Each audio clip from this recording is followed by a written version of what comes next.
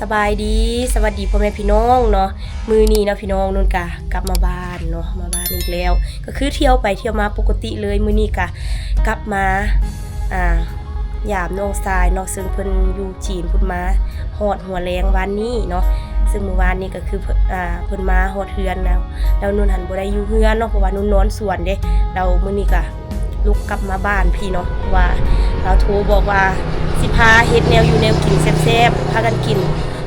ข้าวสามัคคีอยู่เฮือนเนาะหลังจากที่บ่ได้เจอกันน่าจะประมาณ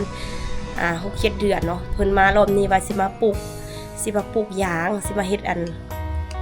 สิมาขุดโฮงยางหั่นน่ะแล้วป้าไว้ให้นุ่นปลูกว่าซั่นเนาะช่วงนี้เขาเจ้ายังบ่เริ่มปลูกเทื่อแต่ว่าสิมาเฮ็ดโฮงยางหั่นป้าไว้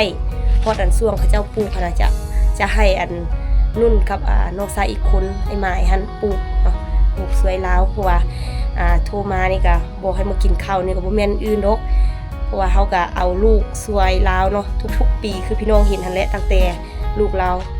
5 เดือนเนาะเราก็ปะแล้วก็ไปเฮ็ดงานอยู่ไทยกลับมาแล้วก็ไปโตเนาะไปเฮ็ดงานอยู่จีนอีกไปจ้างนี่แหละเอาเหือเอาแฮงตัวเองเนาะก่อนสิได้เงินแต่ละกิบแต่ละบาทเนาะหลังจากที่เพิ่นไปจ้างเนาะเราฝากเงินมากับพ่อแม่ก็พยายามซอกซื้อดินซอกซื้อเฮือนเนาะแล้วก็สุดท้ายก็ได้เฮือนที่แบบว่าเป็นเฮือนมือสองคือพี่น้องเห็นนั่นแหละเนาะแล้วก็รีโนเวทให้แล้วเนาะเดี๋ยวมื้อนี้หั่นน่ะตัวนั้นสิพาพี่น้องลงไปเบิ่งเฮือนเราก่อนเรารีโนเวทว่างามบ่เนาะหรือว่าเป็นจังได๋เพราะว่าตอนที่นุ่นพาพี่น้องไปหั่นตอนนั้นก็คือยังเป็นเฮือนไม้2ชั้นแล้วก็กำลังก่อเนาะแต่ว่าเดี๋ยวนี้ก็คือเรียบร้อยหมดแล้วเนาะเพิ่นปูฮอดกะโหลแล้วก็ทั้งเบ่ได้ตีเพดานแต่ว่าก็ทาสีทาหยังน่าจะดูดีขึ้นซั่นๆเพราะว่ามันเป็นเฮือนที่เขาเจ้าอยู่เกือบว่าเป็น10 ปีพี่น้องก่อนที่แบบว่าจะขายออกขนาดพี่น้องเดี๋ยวสิเป็นอะไรเนาะนุ่นกับสิพาพี่น้องเนาะขี่รถไปเบิ่งเฮือนเราก่อนเนาะเพราะว่าก็มีแม่ได้มีน้องชายได้แล้วก็มีน้องไผ่ได้แล้วก็มีหลานได้ที่พากันเลิกโรงเรียนแล้วก็พากันลงไปเนาะเพราะว่าเฮาก็สิไปมัดเมียนบนใดที่มันบ่ดีบ่คักก็สิแปลงเอาเพราะว่าอีกประมาณ 2-3 มื้อนี่สิมีการขึ้นเฮือนใหม่เนาะว่าเขาเจ้าจะย้ายไปอยู่พุ่นแล้วจะบ่ได้อยู่ร่วมเฮาแล้วเนาะจะย้ายอยู่เฮือนต่างหากลงเฮือนอยู่ต่างหากเพราะว่าก็อยู่นํกันหลายคนก็มันก็ดีอย่างนึงแต่ว่าคือว่าหลายๆครอบครัวน่าจะเข้าใจเนาะแนวอยู่แนวกินอีหยังต่างๆคันว่าเฮาย้ายอยู่ต่างหากมันก็จะลดภาระตัวเองลงไปว่าซั่นซะถ้าว่าเฮาอยู่หลายคนเนี่ยโอ้อีหยังก็เป็นตาซื้ออีหยังก็เป็นตาเอาเนาะสุดท้ายก็คือบ่เหลือเงินเนาะลองอยู่ด้วยตนเองเนาะปีนี้น้องชายลงเฮือนปีหน้าปีในอาจจะแม่นนุ่นเนาะอาจจะไปอยู่คนเดียวว่าอยู่นำกันหลายคนก็บางที่ก็เข้าใจกันบางที่ก็บ่เข้าใจกันเนาะคนเฮาก็มีหลายแนวเดี๋ยวสิเป็นแนวใดเนาะสิพาพี่น้องขี่รถลงไปเนาะสิย่างไปก็คือว่าไกลหน่อยนึงเนาะเดี๋ยวสิเป็นอะไรก็ไปเบิ่งนำกัน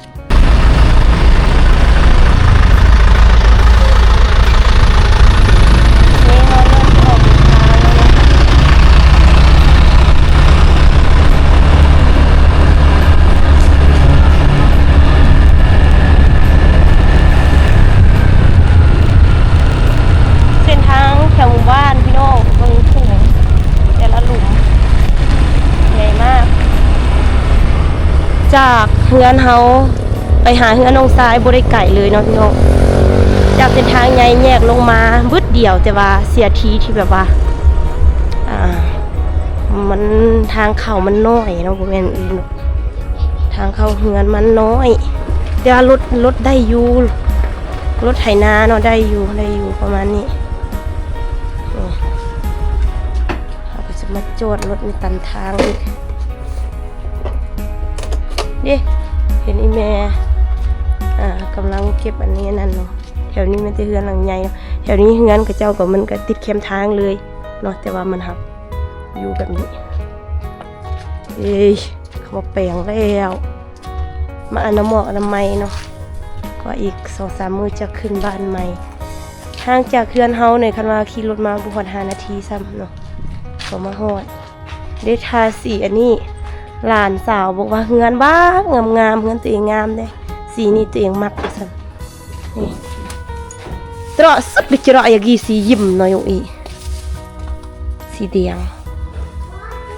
ในเฮือนก็จะเป็นประมาณนี้เนาะตำในบ่อยู่บ่แตงหมูทูได้อยู่ละโอ้ละนี่ยังสิว่านี่อย่างอยู่อีแตงมันปลารำหัวบ่ดีน้ำจะนะ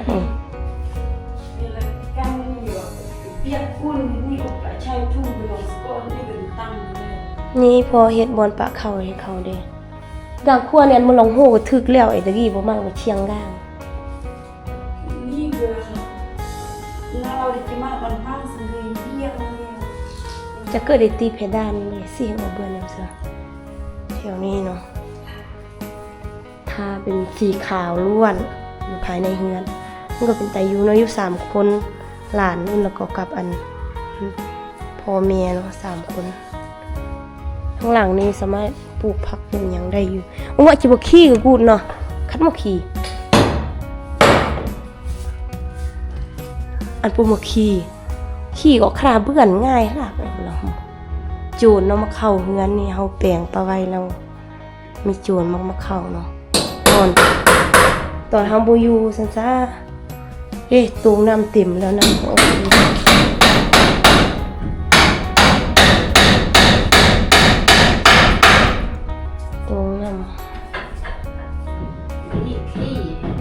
ห้องนอกห้องน้ำ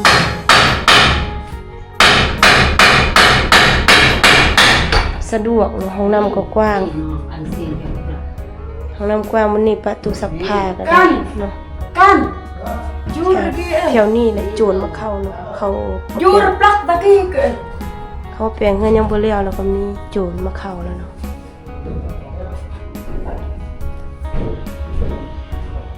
มามัดเมียนเนาะเพราะว่าจะขึ้นบ้านใหม่ยังกินปากกาเยี่ยงเรื่องความเนื่อมบ่เจปันกาเยี่ยงป้อนี่หลาน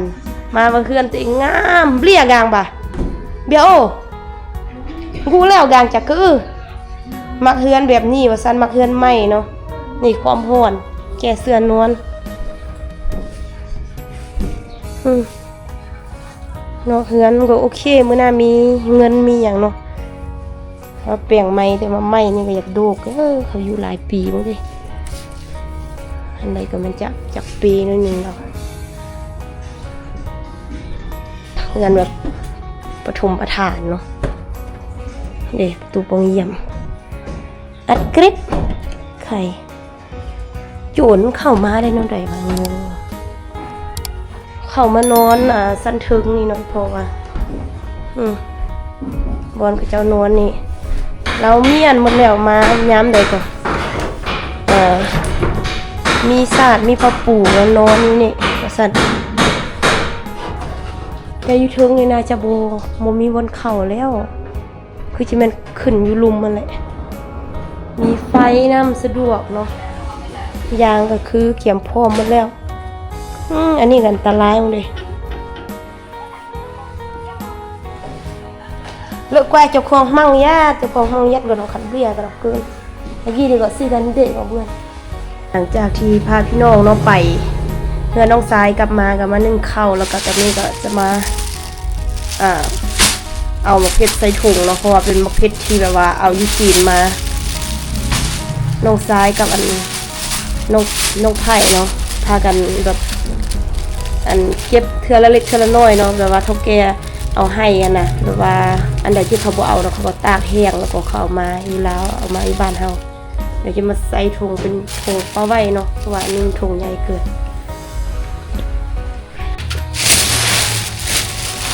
นี่เนาะถุงใหญ่น่าจะมีอยู่ประมาณ5 โลเนาะกินหมดกินนี่บ่หมดแล้วเผ็ดโอ้โหหลายพอสมควรแต่ว่าเผ็ดเขาอยู่จีนมานะไม่ค่อยเผ็ดเนาะเป็นแบบนี้ก็เป็นทำย่างฮะทำกันเลยเราไปถึงย่างจักเกอร์ก็แกล้งทำได้หัวทุกอย่างเลยลูกนะเมียก็มาแล้วนึ่งยางมาแล้วก็ฝนที่ตกพี่น้องฝนที่ตกที่บ้านเขาเนี่ยคือว่าปลาบึกมา ย่างกระตุ้มตู้ยังสีเขียวนี่แมวกับลูกขี้อยู่ในเฮือนเราอยู่บ่ได้ เบนเนาะ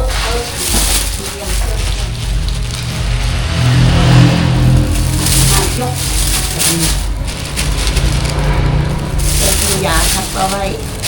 ไปกินเทือนเล็กเทือนละหน่อยเนาะคือน้องกายกับน้องไผ่มาเมื่อวานนี่ก็มันมีอย่างไรและเอามาต้อนนี่ก็มีแต่หมกเพชรนี่แหละที่ยูจีนติวมาเนาะกับเครื่องนุ่งของกระเจ้าเปไปเปไม้ค่ะแหละเนาะกับเครื่องเล็กน้อยที่แบบว่าเอามาต้อนหลานเอามาต้อนลูกเองนั่นแหละแล้วล่าสุดคือว่านี่ว่ามันมืดเนาะน้องซ้ายนุ่งกับอันน้องไผ่เฮียนอยู่หนังสือเราเฮียนกับโบเต็มที่คือว่าแบบเฮียนแล้วก็ออกตัวยังน้อยเนาะออกแล้วก็หาเรียกงานทำเจอกันเนาะในกันกับเนื่องจากคุณโมแบบค่อนข้างจะบูสร้างไรเลขเนาะแล้วก็ข้าเจ้าก็ไปเฮ็ดงานพี่น้องเฮ็ดงานเมืองก่อนสิได้เงินความลำบากความแบบใส่เหงื่อใส่แหงเนาะเนาะก็คือเมื่อวานนี้มาเนาะแต่ว่าฟ้าวสิมาบ้านเดยอยากมาบ้านเดยมาเปลี่ยนเงินเนาะว่าเขาเจ้าไปเฮ็ดงานที่พูดมันได้เป็นเงินจีนได้เงินหยวนหั่นแล้วมาเปลี่ยนเงินยูดานก็คือถือเขาโกงไป10 ปลายล้านเนาะตกประมาณน่ะอะไรเป็นเงินบาทนี่น่าจะประมาณ30,000โอ้ยมื้อ20,000เนาะ20,000 บาทเนาะรายเป็นเงินหยวนก็คือแบบ3,000 ฝ่ายเกือบ 4,000 น่ะพี่น้องเขาเจ้าโกงคันที่ว่าโกงกับแม่นก็คือน้องซ้ายหั่นน่ะกับน้องไผ่น่ะเขาเจ้าบ่ค่อยสร้างรายเลขเนาะก็คือไปจ้างน้องเขาก็เอาเหือเอาแฮงซะกลับมาค่ะโดนโกงเงินอยู่หน้าด่านเนาะจำนวนหลายพอสมควรคันไรก็คือแบบว่าเป็นค่าแฮงที่เฮาเฮ็ดเวียกเกือบว่าหมดเดือนเนาะของคนนึงค่ะก็โดนเขาโกงไปแต่ว่าบ่ได้โดนแต่เขาคนเดียวได้ก็คือแบบมูฟูที่มาแล้วกันน่ะเลี้ยงแต่คนแบบโบคอยสร้างรายเลขขนาดปกติก็คือ100 หยวนมันจะได้340,000 กีบเนาะแล้ววันนี้เขาจะมาให้เขาเนี่ยนะ300,000 กับ 4,000 กีบพี่น้องห่างกันเท่าไหร่เนาะก็คือแบบลุกขึ้นแบบยับยืนเนาะแล้วก็คือว่าเสียเงินแล้วก็ฝาดเคาะฟาดน้ำให้ไปน้ำเขาที่ว่าเป็นตัวเองนี่ไม่มีสินคือว่าเนี่ยมากับพระเจ้าส่งเงินมาหอดเงินว่าโอ้ยมาเรามาให้เท่าไรเนาะเพราะว่าพระเจ้าเปลี่ยนเงินทัน21,000 หยวนเนาะเราได้เงินทันมันบุกคุกเลยเรามาไล่อยู่เพื่อนโอ้ยยังกว่า10 ปลายล้านเนาะที่แบบว่าพระเจ้าโกงเนาะบ่ได้ทับเงินส่วนนั้นเลยจ้ะอีดูพระเจ้าเนี่ยไปเฮ็ดเวียกมันเมื่อยแล้วมันทุกข์อีกนี่ได้หมกเพชรให้เนี่ยเป็นเพชรหมกเพชรเป็นเพชรสาลีไปเฮ็ดสวนเนาะว่าวันไปเฮ็ดสวนอยู่สวนเลยแหละตากแดดตากฝนบ่เว้าหลายๆคนอาจจะเข้าใจเนาะมันเว้าอันนี้ว่าเป็นตากแดดตากฝนมันทุกข์สำใดนะกว่าสิได้เงินแล้วบัดนี้ที่เขาโกงแบบหน้าด้านๆนะคนเปลี่ยนเงินนั่นแหละตัวว่าเขาบ่สร้างไรแต่ไรให้เขาแบบนั้นแหละก็คือว่าอะไรทุกๆประเทศมันก็มีคนดีและคนบ่ดีเนาะขึ้นกับตัวเองว่าตัวเองไหวตัวทันกับมันนั่นโลดคือว่าอะไร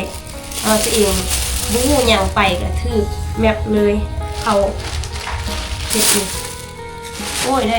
อุ้ยเหลือกินปีนี้ดูซะปีหน้าหาไหม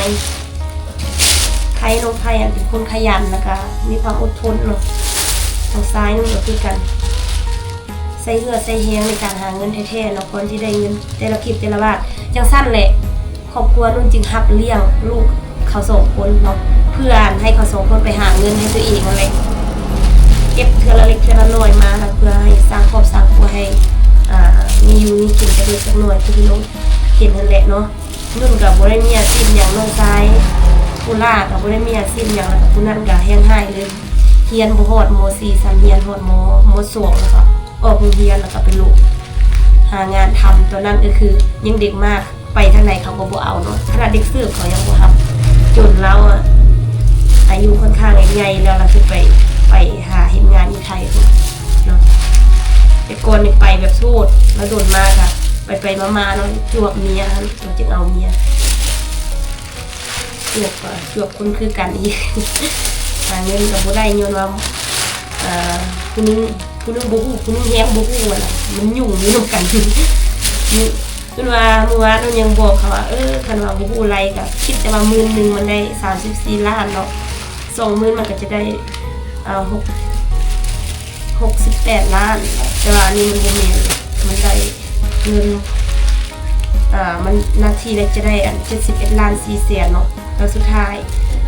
มันจะได้ประมาณแสนปลายกว่าบาทนี่แหละแล้วสุดท้ายนะบ่ได้ฮอดแสนซ้ำได้เงินอัน63ล้านเนาะแล้ววันนี้ก็กลับมาค่ะมาใส่หนี้ที่แปลงเฮือนรีโนเวทเฮือนหั่นเพราะว่าเทื่อแล้วไปมาค่ะมาใส่หนี้เก่าตอนตัวเองไปไทยหั่นเนาะว่าติดหนี้นำคนอื่นหลายเลยแล้วก็ติดหนี้นำพ่อแม่ขายงัวขายควายให้นะพ่อแม่ก็บ่มีทุนนอนคือพี่น้องเห็นนั่นแหละเขาเจ้าก็เจ็บป่วยนะที่บ้านนะหลายก็เอามาปัวเจ้านั่นแหละเนาะโอ้ไป4ถุง5 6ถุงน่าจะถุงลำโลอยู่เด้อเนาะก็มื้อนี้บ่มีหยังหลายเนาะก็พาพี่น้องเนาะมาบ้านเนาะมาเบิ่งเพื่อนที่น้องทรายรีโนเวทใหม่แล้วก็รถเก็บเมียนเครื่องของที่น้องทรายเอามาต้อนเนาะก็สำหรับคลิปวิดีโอนี้น้องขออนุญาตปิดเพียงเท่านี้น้องขอบใจพ่อแม่พี่น้องที่เข้ามาติดตามรับชมคลิปจนจบและคอมเมนต์ให้กำลังใจน้องตลอดมาเนาะขอบใจขอบคุณหลายๆเด้อพี่น้องไปก่อนเด้อบ๊ายบาย